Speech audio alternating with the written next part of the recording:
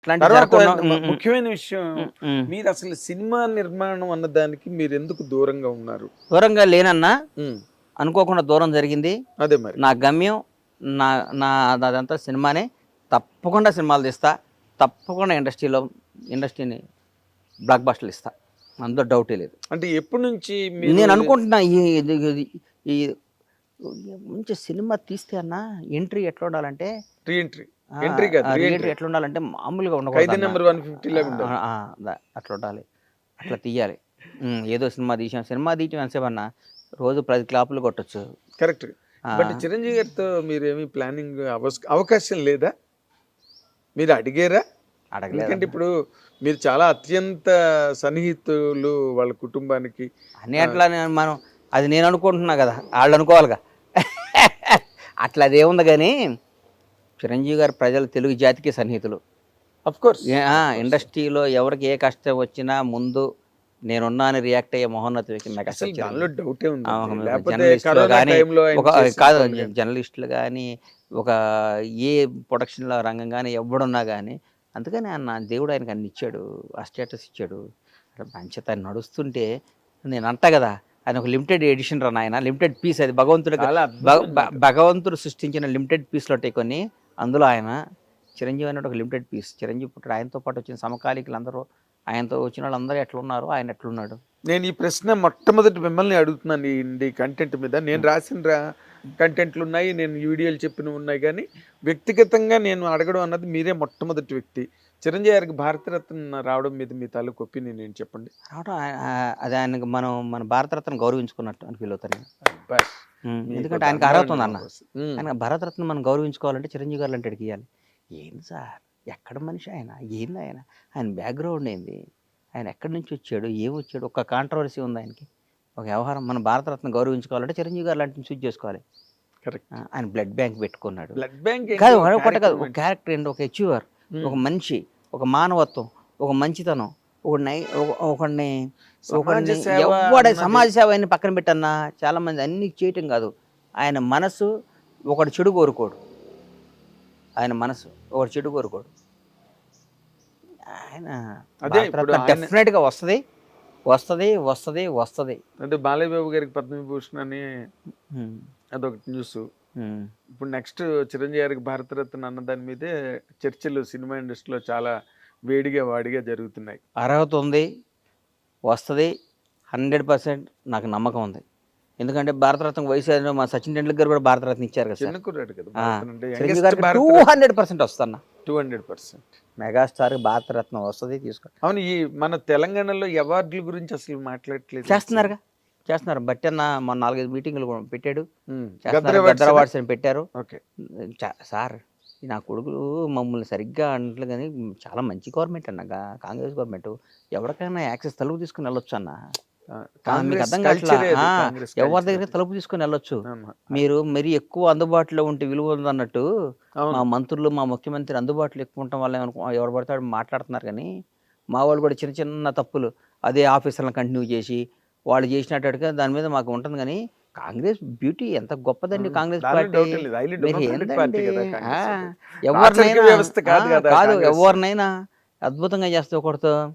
ఇప్పుడు ఒకటి చెప్తున్నా సార్, వేరే రాష్ట్రాల దగ్గర ఎక్కడన్నా వేరే పట్ల ముఖ్యమంత్రి కూర్చుంటే పక్కన మంత్రులందరూ ఇట్లా నుంచొని దూరం నుంచొని ఉంటారు. అవును. మా రేవంత్ రెడ్డి గారు ముఖ్యమంత్రి అంటే పక్కన మంత్రులందరూ సమకాలికులు, కొలీగ్స్. అదే ఫ్యూడలిజం లేదు. హెడ్ మాస్టర్కి మాస్టర్కి తేడా ఏముంటుంది? ఏం లేదు. వాళ్ళు పిల్లల క్లాసులు చెప్పాలి, వీళ్ళు చెప్పాలి. హెడ్ మాస్టర్కి అంత బ్యూటీ కాంగ్రెస్ పార్టీ. దానిలో డౌట్. మీరు కాంగ్రెస్ పార్టీని ఊరికే కాంగ్రెస్ పార్టీ అది ఇది అంటే నాకు అనిపిస్తుంది, ఏదైనా కాంగ్రెస్ పార్టీని అంటారా అనుకుంటాను నేను. అదే అంటే ఏం లేదు, ఈ 10 ఏళ్ళు టీఆర్ఎస్ ప్రభుత్వం, దాని తాలూకు ఇంపాక్ట్, దాని తాలూకు ఆ ఇంపాక్ట్ వీళ్ళు ఇచ్చిన దాన్ని కూడా మా వాళ్ళు కరెక్ట్గా వాడాలి, జనంలోకి పంపించాలి, జనంలోకి ఎక్స్పోజ్ చేయాలి. ఒరే నాయన, గతంలో ఇది, ఇప్పుడు ఇది, మీరు ఆలోచించుకోండి. పదవుల రంగాలు ఇంట్లోకి వెళ్ళి కూర్చొని నాకు పదవి వచ్చింది కదంటే కాదు. పదవి వచ్చిన ప్రతి ఒక్కడికి పదవి అనేది అలంకారంగా కూడదు. AK-47 గన్ ఇస్తే సైనికులు అవకాశాన్ని గన్తో టక్ టక్ టక్ టక్ కాల్చి చేస్తుండాలి.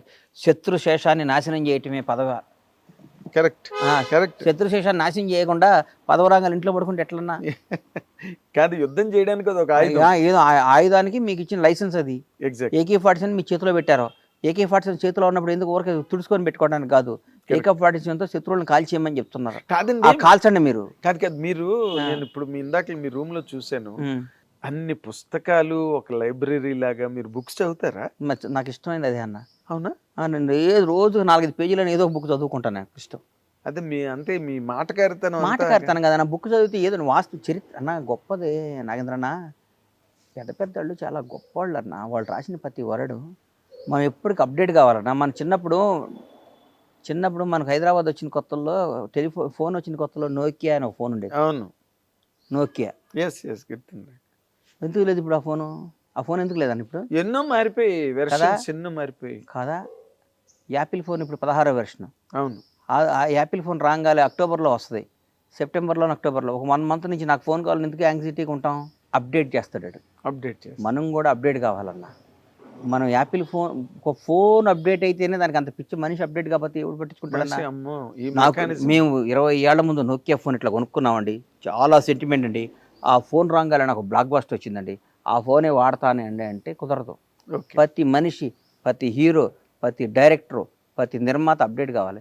చిరంజీవి గారు మేము వచ్చిన కొత్తలో ఎవరో పెద్ద పెద్ద వాళ్ళు బీరమస్తాన్ రావు వాళ్ళు డైరెక్షన్ చేశారు. ఆ రోజు అప్పట్లో ఖైదీకి కోదండరామరెడ్డి గారు నాకు బ్లాక్ బస్టర్ ఇచ్చాడు. కోదండరామరెడ్డి గారికి ఇప్పుడు ఇవ్వాలంటే కుదరదు. ఈరోజు అవడం ఆయన సమాజానికి కావాలండి బ్లాక్ బస్టర్, తెలుగు ఇండస్ట్రీకి కావాలండి బ్లాక్ బస్టర్, తెలుగు ప్రజలకు కావాలండి బ్లాక్ బస్టర్. ఒక బ్లాక్ బస్టర్ ఇస్తే కొన్ని 100,000 కుటుంబాలు హ్యాపీగా ఉండడానికి కావాలి బ్లాక్ బస్టర్. అవును. అందుకని దాని కరెక్ట్ వెపన్, అప్డేట్ అయిన వస్తువుని తీసుకురావాలి. ట్యాబ్లెట్ కొన్నప్పుడు చాలా వాల్యుబుల్ ఏనన్నా, ఎక్స్పైర్ అయిపోయినాక ఆ ట్యాబ్లెట్ వాల్యూ విషం అవుద్ది కదా. మరి విషాన్ని వేసుకుంటాం. మేము డబ్బులు పెట్టుకున్నాం, ఏదో పొరపాటును మర్చిపోయాం, ఎక్స్పైర్ అయిపోయినా మన దగ్గర పని చేస్తలే వేసుకుంటే ప్రాణం పోద్ది. అట్లాగే అప్డేట్ కాని వాళ్ళు డేంజరస్, అంతేగా, వాస్తవం కదా. అప్డేట్ డైరెక్ట్ ఇప్పుడు ఎవడైనా కసితో ఉన్నట్టుతో పని చేయాలన్నా. అవును. రిలాక్స్ అయినట్టుతో పని చేస్తే ఎందుకు చేయాలి?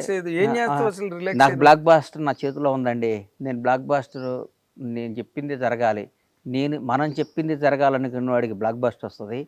నేను చెప్పింది జరగాలని బ్లాక్ బాస్టర్ ఒకటి వచ్చినా రెండోది రాదు. నేను చెప్పింది జరగాలి, మనం చెప్పిందే జరగాలి.